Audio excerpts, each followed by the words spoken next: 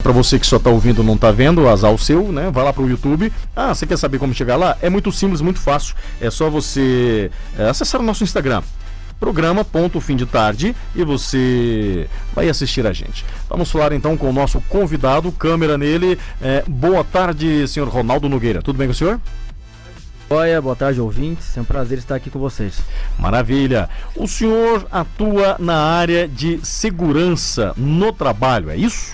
Exatamente. Nós somos da empresa MedLabor, consultoria em segurança do trabalho, e eu sou engenheiro de segurança do trabalho. Então, a gente atua já há 20 anos nesse ramo, né? Entendendo dos riscos, entendendo das mitigações, como mitigar esses riscos, né? Preveniente dessas atividades, sejam ela qual for. A gente atua no agro, a gente atua em indústria, atuamos no comércio, atuamos aonde, né, tem um indivíduo, uma pessoa trabalhando lá, nós estamos. Muito bem, então é bem amplo, né? Se a gente for perguntar aqui, porque cada profissão detém e necessita do seu equipamento de segurança, como o senhor disse no agro também, e quantas atividades ali utilizando os mais diversos tipos de equipamentos e maquinários e tratores. E, bom, eu quero começar a entender assim como ouvinte. Eu trabalho, e tem muita gente que trabalha na roça, trabalha aí na zona rural e não sabe de equipamentos necessários para a sua própria proteção. Qual a maior incidência de acidentes ocorridos por falta de um equipamento de segurança? Bom, primeiramente é importante explicar o que é segurança do trabalho, né? Que muita gente, inclusive grande parte dos empresários, sejam eles de médio, pequeno, até de grande porte, eles não entendem de fato o que é a segurança do trabalho. Segurança do trabalho é um conjunto de normas, né, e princípios que norteiam a segurança daquele indivíduo nas atividades laborais que ele vai realizar. Quando a gente fala de equipamento de proteção individual, é o último case que nós vamos indicar para aquele indivíduo, para aquela atividade. Antes de fazer a indicação do equipamento de proteção individual ou de um EPC, que é um equipamento de proteção coletiva, é feito todo um estudo e um trabalho por trás para que, olha, não tem como realmente. A gente vai ter que entrar aqui com medidas protetivas para esse indivíduo. E aí sim a gente faz a indicação de equipamentos de proteção individual pertinentes àquela atividade. Para toda atividade existe um equipamento apropriado, existe um equipamento que vai realmente trazer segurança e não a falsa segurança. O que acontece muito hoje é o indivíduo ter a falsa segurança. A gente vê acontecer acidentes aí a todo tempo. Muitas vezes o cara, né, que está lá fazendo a poda de uma árvore, como por exemplo você citou agora há pouco, muitas vezes o cara ele está lá com o cinto, o equipamento de proteção individual, o cinto, mas ele não tem a noção que aquele cinto ele tem que estar ali amarrado, né, ou seja, fixado em uma estrutura. Já recebemos casos de perícias, por exemplo, que o indivíduo ele estava com cinto, mas ele não estava ancorado. Então ele subiu, né, foi lá, fez o trabalho dele, né, em algum momento, por algum mal súbito ou coisa parecida, ele caiu, e aí quando a gente foi fazer a investigação do acidente, ele só realmente estava usando o cinto, mas ele não estava ancorado.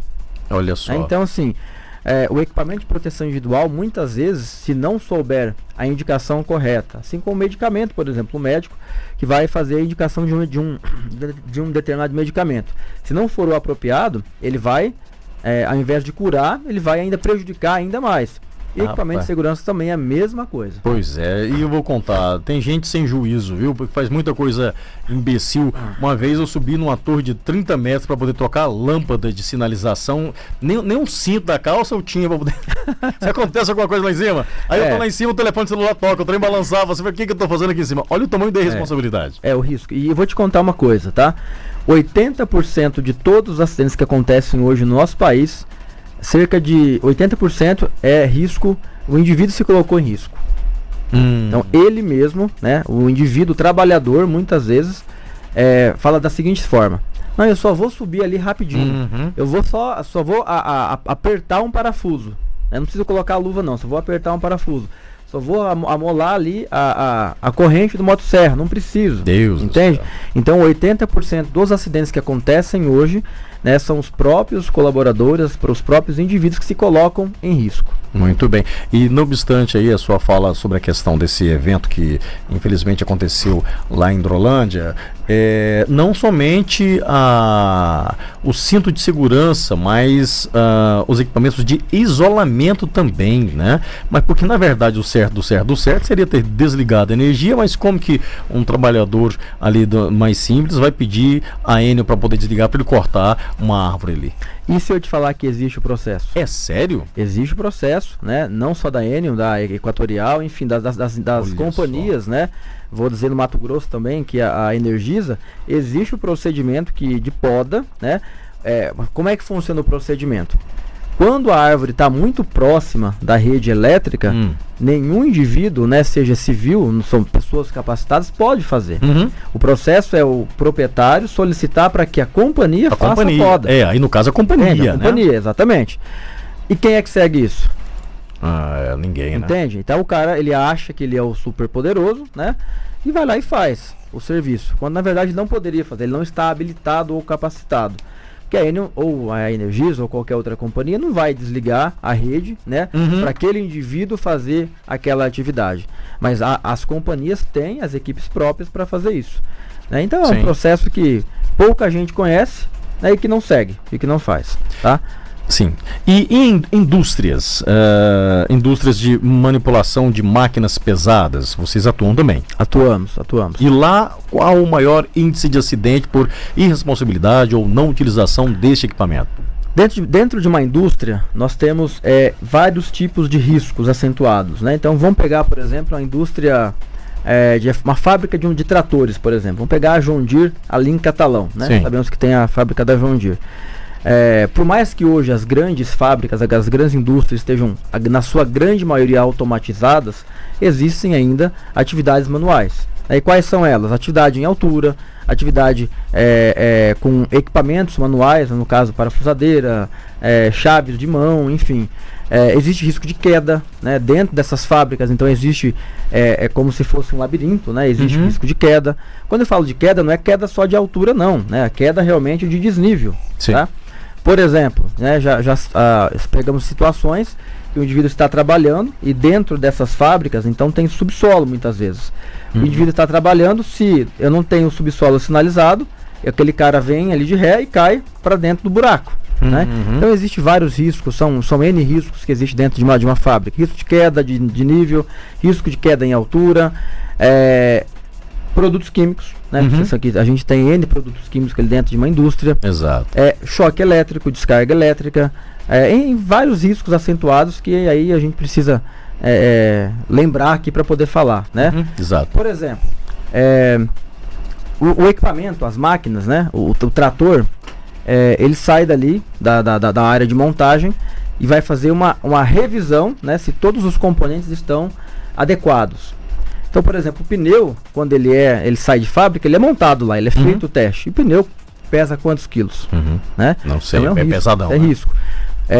O pneu, quando você vai fazer a calibragem, né? Para quem não sabe, pneu de máquina vai água. Vai água, né? Para dar peso. Vai água para dar peso e depois também é pressurizado, né? Então existe o risco de explosão. Então são vários riscos inerentes à atividade, né? Que a gente aí identifica esses riscos, trata esses riscos, faz a indicação no caso do treinamento, de capacitação e obviamente aonde não há, né, a possibilidade, aí sim a indicação dos equipamentos de proteção individual ou os equipamentos de proteção coletiva, que são os EPCs. Muito bem, agora são 6 horas e 42 minutos, nós estamos entrevistando o Ronaldo Nogueira. O senhor vai responder essa pergunta logo após o intervalo.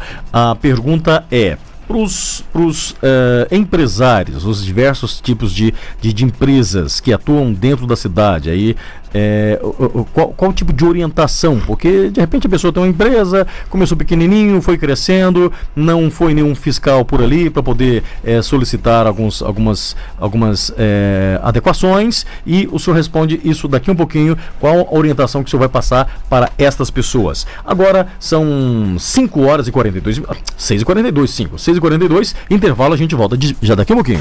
Você conhece essa música? Vai no chão, vai no chão, vai no chão, vai no chão, vai no chão, vai no chão. Você vai ouvir aqui na Bons Ventos depois do intervalo. Não saia daí. A gente já volta. Depois de um ano de saudade, a contagem regressiva para um dos encontros mais emocionantes das nossas vidas está chegando ao fim. Samba Brasil Goiânia, 15 de setembro, Passeio das Águas Shopping. Menos é mais. Sorriso Maroto, Dilcinho, Benza Deus e muito mais. 100% Open Bar. Pontos de venda: Ótica Paris. Vendas online, @ST Ingressos. Venha fazer parte dessa história. Agora, a zoeira vai entrar em campo. É um time de várzea. No ar, Barba, Cabelo e Bigode. Oferecimento KTO. Você acompanha futebol e é bom de palpite? Então tem que conhecer a KTO.com. A KTO é o melhor e mais seguro site para você apostar e se divertir. Tem os campeonatos estaduais, Copa do Brasil, Libertadores, Champions League e várias outras modalidades além do futebol. Faça o seu cadastro em KTO.com e utilizando o cupom BARBA você tem 20% de bônus no primeiro depósito. Deixe os seus palpites na KTO.com, onde a diversão acontece. As notícias mais aleatórias do esporte você ouve aqui no Barba. E tem ex-dirigente de clube baiano confessando que comprou desembargador e alterou o exame antidoping de atleta. São as grandes tretas do futebol. As grandes tretas do futebol. Tem ex-cartola do futebol nordestino falando pelos cotovelos. Paulo Carneiro, polêmico ex-presidente do Vitória da Bahia, participou do podcast Zona Mista. Sem papas na língua, Carneiro contou vários casos da época de dirigente. Dentre eles, uma situação na qual briga com 3 ex-atletas na concentração e ainda teve que alterar o exame antidoping de um deles para esconder o uso de maconha. Vamos ouvir. Quando eu cheguei na portaria, o primeiro que eu achei foi preto. Ele logo um murro nele, no meio do peito dele lá, bateu no sofá lá, caiu lá sentado lá. Né? Covarde da porra. Aí eu queria pegar, era Matusalém, que o cínico era Matusalém, sabe? Aí eu dei uma saculada lá, ele bateu lá no sofá e eu fui. Aí eu subi a escada atrás de Matusalém, que o cínico era Matusalém, sabe? O vagabundo. Eu já troquei até a urina pra salvar o doping dele, que ele era maconheiro. Paulo Carneiro também confessou que comprou um desembargador do Rio de Janeiro para garantir a realização do Campeonato do Nordeste de 2003, que coincidentemente foi vencido pelo Vitória. Aí nós fizemos o campeonato que a gente ganhou até do Fluminense de 6 em 2003. Sim. Aí nós fizemos, eu entrei com ação contra a CBF e contra a Globo. Peguei um advogado no Rio, meu amigo Pedro Paulo Magalhães. Advogado bom. Bom pra caralho. E eu comprei um desembargador no Rio. Esse é o Paulo Carneiro, ex-presidente do Vitória, polemizando aqui no Barba, Cabelo e Bigode. Fim de jogo no Barba, Cabelo e Bigode. Time de várzea. Que volta a qualquer momento aqui do Barba.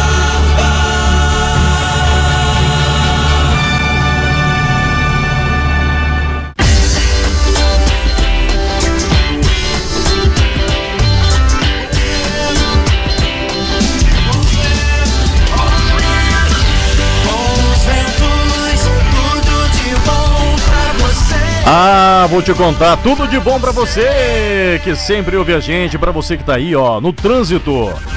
Tá sofrendo, né? Pra mim fica um pouco mais fácil porque eu vou embora depois das 19, já deu uma aliviada.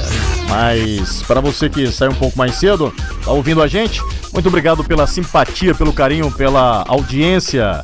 E pra você que tá no carro aí, não sei, tá ouvindo a gente pelo rádio, pode participar com a gente também. De repente tem aí o conduzido, né? O carona.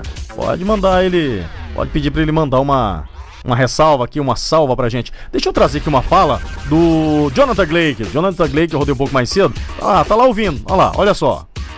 Cleiton, muito boa tarde pra você, meu irmão. Boa tarde pra você e pra todos que estão aí ligadinhos aí no programa Fim de Tarde. Muito bom o programa que eu não perco nenhum, viu? Tô acompanhando daqui, inclusive estou aqui na cidade de Mineiros, Goiás, 420 quilômetros da capital, porém acompanhando a programação, porque eu não perco nenhuma. Aqui é Jonathan Gleick do programa Destaques com Jonathan Gleick, que sou eu. Um abraço aí para o Ronaldo, viu? Tô gostando muito da participação do Ronaldo aí, parabéns, é isso mesmo, um cara que tem uma visão empreendedora, muito bem, tô acompanhando, parabéns. Maravilha, obrigado, Gleick, pela audiência, pela sintonia aí. Pois é, esses meninos novos são desse jeito, né? Empreendedorismo, inclusive, a gente trata muito de empreendedorismo aqui na nossa programação. A gente sempre traz quem traz orientação empreendedora. Pois é, a pergunta agora que eu refaço novamente, a mesma pergunta para o Ronaldo Nogueira, ele que é o nosso entrevistado deste momento e trabalha engenheiro de segurança no trabalho, o que os empresários da zona urbana precisam ter atenção com coisas simples que às vezes deixam escapar e que pode gerar um grande problema? Vamos lá. Primeiramente, um abraço forte aí pro nosso amigo Gleick. Tá do lado ali, né? 420 quilômetros é bem ali, né? Bem ali. É bem ali. Tem sido um grande parceiro, uma pessoa que eu admiro muito e respeito. E por isso que nós estamos aqui hoje, inclusive, né? Foi feito o convite ontem. Gente boa dormindo, né? Gente boa. Eu que o diga. Vamos lá, olha só. Antes de eu responder a sua pergunta, eu quero voltar atrás, né? Voltar atrás não, né? Voltar do lado aqui de uma questão que nós falamos, para que fique claro quais são os riscos, né, inerentes às atividades. Nós temos hoje os riscos químicos, riscos físicos, os riscos, né, biológicos, os riscos ergonômicos. Por exemplo, você fala pra mim, Ronaldo, quais são os riscos aqui dentro dessa sala? Quero saber. Vamos lá, você quer saber? Você imagina qual é? Nem fosse ideia, incêndio? Então bem, é um dos, né? Mas você tá sentado, correto? Sim. Eu tô sentado aqui até agora, e agora que eu vou corrigir a minha postura, mas os amigos que estão aqui, por exemplo, eu tava todo o tempo olhando o doutor, né? Tenho certeza que ele tem dor na lombar, não tem? Tem ou não tem? Confesso. Tem ou não tem? Você tem dor na lombar? Não, Mas eu tô vendo que a sua postura tá correta. A minha tá errada.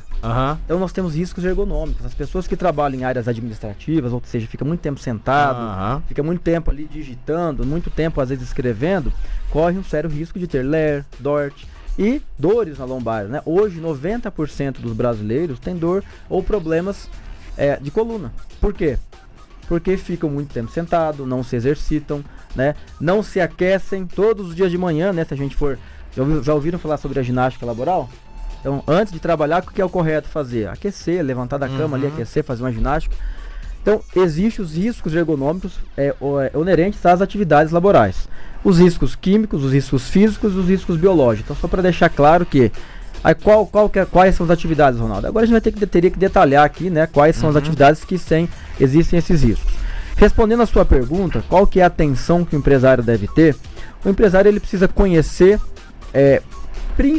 prioritariamente da atividade que ele vai, no caso, empreender. É de responsabilidade do empreendedor ou do empresário conhecer de segurança do trabalho? Não é de responsabilidade dele conhecer a fundo, ele precisa buscar orientação. E como que ele faz isso?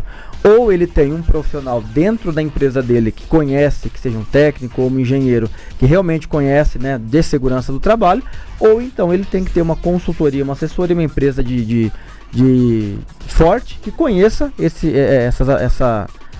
essas informações e possa nortear o empresário a cumprir com as regulamentações voltadas à segurança do trabalho. É muita coisa pra gente falar numa entrevista só. É muita coisa pra gente... Seria interessante uma participação, assim, uma orientação diária, semanal, isso é importante. Isso é legal, muito bacana. Né? Agora, o que ele precisa fazer? Buscar orientação. O que muitos empresários não fazem é não buscar orientação, né? É ficar sem buscar essa orientação e de repente ele tem um acidente de trabalho, de repente ele vai passar por uma fiscalização. Importante ressaltar aqui que já há 2 anos o governo federal, né, entrou em vigor, na verdade, o e-social. O que é o e-social? É um sistema de escrituração digital que o governo não vai mais bater na sua porta.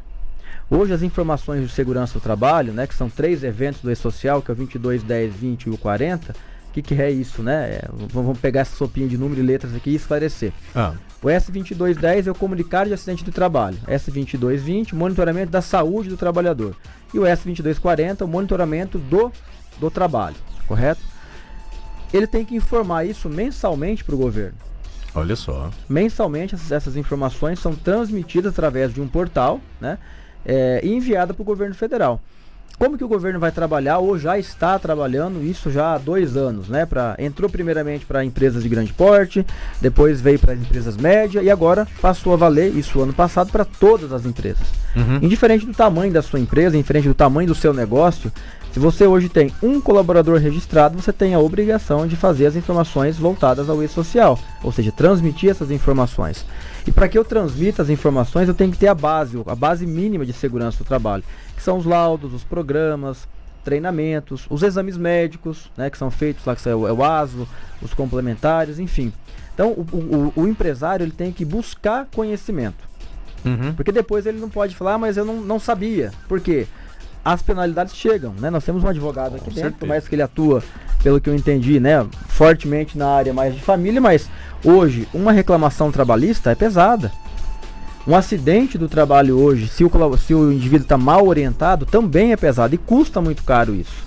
Como fazer então? Trabalhar com prevenção, trabalhar com orientação. Ou você traz um profissional, aí é claro que depende do tamanho do seu negócio, você não tem condições de ter um técnico de segurança ou um engenheiro de segurança do trabalho dentro do seu quadro de funções. Disposição. Mas você pode contratar uma empresa de consultoria, né, que vai desenhar o seu projeto, desenhar um mapa da sua empresa e fazer com que você cumpra com todas as normas e procedimentos.